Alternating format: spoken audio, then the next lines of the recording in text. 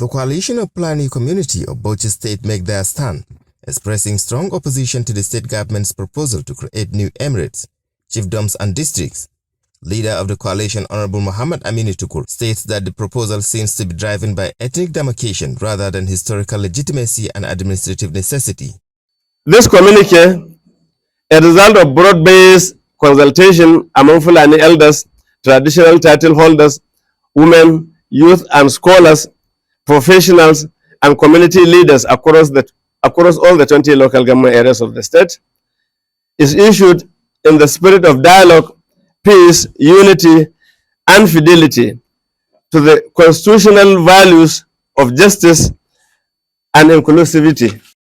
Honorable Aminu Tukur says they do not wish to be subjected to any newly created emirate or chiefdom outside the 6 existing emirates, believing that their position is both a constitutional right and a cultural imperative. If there is going to be a chiefdom in the whole of Tafabalo local government, just that local government, the Fulani community, wherever they exist, will prefer to be subject of His Royal Highness the Emir of Bauchi.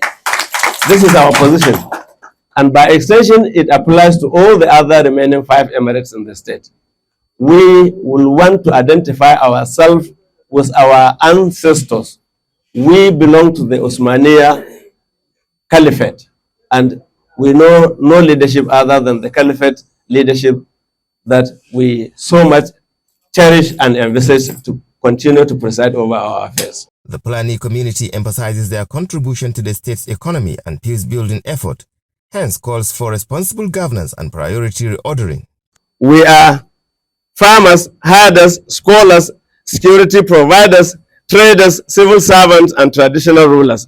Our economic contribution, especially in the livestock production, agricultural development, and interregional trade, are pillars of the state's economy.